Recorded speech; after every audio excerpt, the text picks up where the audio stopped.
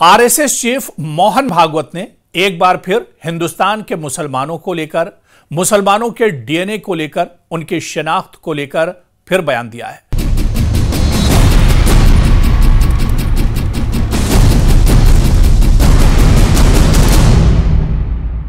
हालांकि हिंदुस्तान के मुसलमानों के डीएनए के बारे में मोहन भागवत इससे पहले भी बयान देते रहते हैं, लेकिन जब भारत में मजहब, शनाख्त और कौम परस्ती के गिर्द बहस अपने उरूज पर हो, ऐसे में अगर मुल्क की सबसे बड़ी नजरियाती तंजीम यानी राष्ट्रीय स्वयंसेवक संघ आरएसएस का सरबराह यह कहे कि हिंदू और मुसलमान सबका डीएनए एक है, तो यह महज एक सादा साइंसी बात नहीं रह जाती, बल्कि एक सियासी, समाजी और नजरियाती इशारा भी बन जाती है।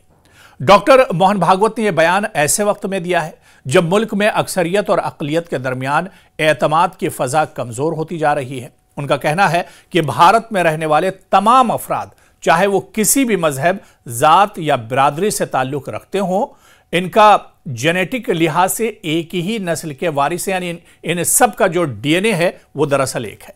लेकिन सवाल यह है कि क्या यह बयान रवादारी की नई लहर की अलामत है, या यह हिकमत अमली जो सियासी तनाव को कम करने की कोशिश कर सकती है, या क्या वाकई सिर्फ डीएनए के बाद से सदियों पुराने जो समाजी जख्म है वो एक तरह से भर सकते हैं। इस पस मंजर को समझने के लिए ये एक्सप्लेनर हम ला रहे हैं और इसके जरिए से हम समझने की कोशिश करेंगे कि दरअसल मोहन भागवत के बयान की जो गहराई है, इसके मुमकिन जो मकासिद हैं, इसका जो रद्द-ए-अमल है और इसके जो असरात हैं वो आखिर क्या कुछ हैं। क्योंकि आरएसएस के सरबराह डॉक्टर मोहन भागवत का यह कहना कि सभी हिंदुस्तानियों का डीएनए एक है, चाहे वो किसी भी मजहब के क्यों ना हो, इसके पीछे बयान का मफहूम और जो पस मंजर है इसे समझने की जरूरत है। दरअसल मुश्तरका तहजीबी तारीख की निशानदही यह बयान करता है। भागवत ने यह दावा किया कि हम सब 40,000 साल से एक ही आबाओ अजदाद के वारिस हैं, यानी जेनेटिक बुनियाद पर हमारा बुनियादी ताल्लुक यकसा है, हम सब एक हैं। दूसरा एक ही मजहबी फर्क को कमजोर करना। उन्होंने कहा कि हिंदू मुसलमान इत्तेहाद कहना मुनासिब नहीं, क्योंकि हकीकत यह है कि वो अलग नहीं बल्कि एक ही हैं। उन्होंने कहा कि हिंदू मुसलमान अलग अलग नहीं है बल्कि एक ही हैं। तज्जियाती तौर पर फर्क का एहसास पैदा करना दरअसल तकसीम को हवा देना है।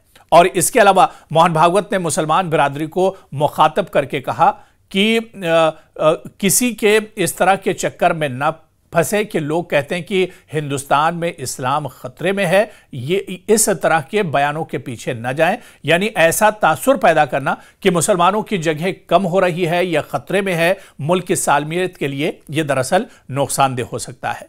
अब आप देखिए कि इस बयान के पीछे के मुमकिन मकासिद क्या कुछ हो सकते हैं। सबसे पहले तो कौमी यकजहती का पैगाम देना, यानी सभी एक तरह से यहां पर एक हैं और किसी तरह का कोई टूट फूट यहां पर लोगों के बीच में नहीं है, कोई इंतशार लोगों के बीच में नहीं है। यह बयान दरअसल एक भारतीय शनाख्त यानी इंडियन आइडेंटिटी को मजहब से बालातर करके जेनेटिक और तहजीबी बुनियाद पर मुस्तहकम करने की कोशिश है। मकसद यह है कि फर्क को मिटाकर एक मुत्तहिद समाजी तासुर को फरोग दिया जाए, और यही इसके पीछे मोहन भागवत के बयान की बड़ी वजह हो सकती है।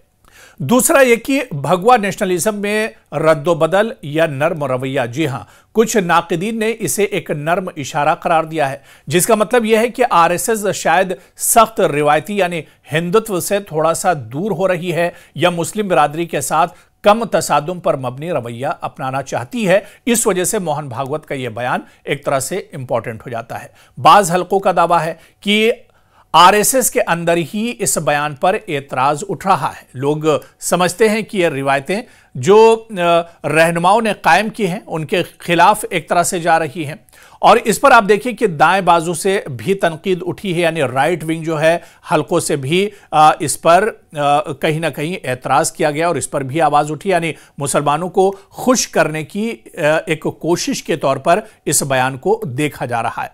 अवामी सियासतदानों का रद्द-ए-अमल भी इस पर आया है। आप देखिए कि ऑल इंडिया मजलिस इत्तेहादुल मुस्लिमीन के सदर असदुद्दीन ओवैसी ने भागवत के इस तर्ज अमल को चीप टॉक या दिखावे का इकदाम करार दिया है, जिनके नजदीक ये संजीदगी नहीं बल्कि बालादस्ती एक तरह से जाहिर करती है। और इस बयान पर असदुद्दीन ओवैसी ने तनकीद की है। आप देखिए कि मुल्क की सालमियत और इत्तेहाद का पैगाम देने के लिए यह बयान हो सकता है, जमहूरियत में मसावात का तवाजुन पैदा करने के लिए बयान दिया गया है। डॉक्टर मोहन भागवत का बयान एक ताकीद है कि जेनेटिक और तहजीबी एतबार से हम सब एक हैं, मगर यह सिर्फ इजहारी यकजहती नहीं बल्कि एक सियासी और समाजी हिकमत अमली भी हो सकती है, जिसका मकसद माजी की जो गलतियां हुई हैं, माजी में जिस तरह से मुल्क के हिंदू और मुसलमान दूर जाते रहे, तो ऐसे में मुस्तकबिल में एक मुत्तहिद और जामे रोड मैप और मैकेनिज्म तामीर करना भी इसके पीछे एक बड़ी वजह हो सकती है। क्योंकि आरएसएस चीफ मोहन भागवत एक जिम्मेदार शख्स हैं, एक जिम्मेदार ओहदे पर हैं और हिंदुस्तान में हिंदुओं की जो सबसे बड़ी तंजीम है उसके मुखिया हैं। ऐसे में मोहन भागवत का कोई भी बयान की एक तरह से बहुत इंपॉर्टेंस है, उसकी बहुत अहमियत होती है।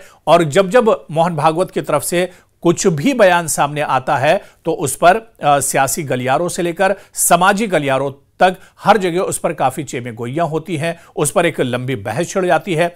हालांकि मुसलमानों का डीएनए एक है या यह कहना कि सभी का हिंदुस्तान में डीएनए एक है, यह बयान मोहन भागवत ने पहली बार नहीं दिया है, बल्कि इससे पहले भी मोहन भागवत इस तरह का बयान देते रहे हैं और सियासी और समाजी गलियारों में इस पर एक तरह से लंबी बहस भी छिड़ी है, लंबी एक तरह से इस पर बातचीत भी होती रही है। लेकिन माहिरीन का मानना है कि दरअसल इस बयान के पीछे कई चीजें छुपी हो सकती हैं, चाहे वो कौम को दरअसल मुत्तहिद करना, पूरे मुल्क को एक तरह से मुत्तहिद करना, सबको आपस में एक तरह से लेकर चलना भी इसके पीछे एक बड़ी वजह हो सकती है जो मोहन भागवत ने यह बयान दिया है। उनका दरअसल ये पूरा बयान क्या कुछ है जो उनके बयान की, क्योंकि मुसलमानों को लेकर उन्होंने दिल्ली में आरएसएस के 100 साला प्रोग्राम में जब वो शामिल हुए तो उन्होंने हिंदुस्तान के मुसलमानों को लेकर कई बड़े बयान दिए हैं। डीएनए का बयान तो इससे पहले भी वो देते रहे, लेकिन दिल्ली के आरएसएस के 100 साला प्रोग्राम में उन्होंने फिर हिंदुस्तान और मुसलमानों के डीएनए को लेकर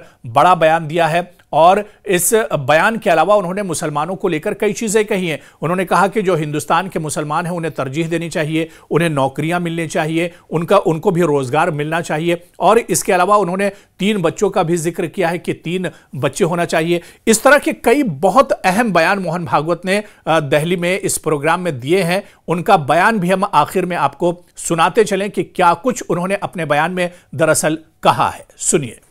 आप भारतीय कहेंगे, ठीक बात, आप जानो कि एक ही बात है और उसी शब्द का उपयोग करो।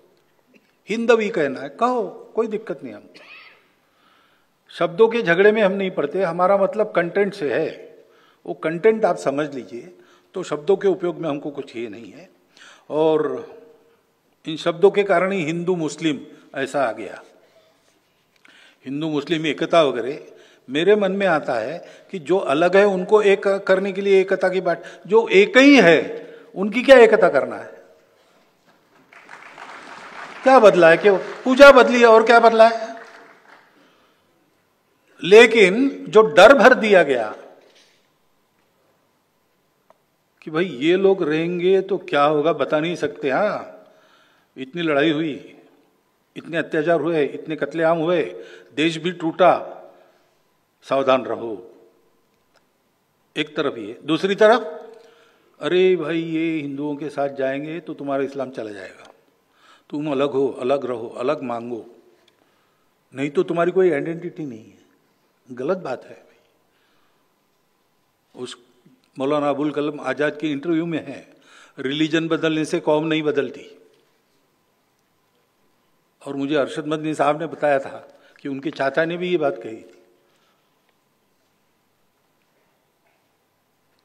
तो हमारे आइडेंटिटी तो एक ही है, हम हिंदू है, हम भारतीय है, हम हिंदवी है, जो भी आपको कहना है, वो एक आइडेंटिटी है। वो हमारी संस्कृति को, मातृभूमि को और पूर्वजों को, परंपरा को बताती है।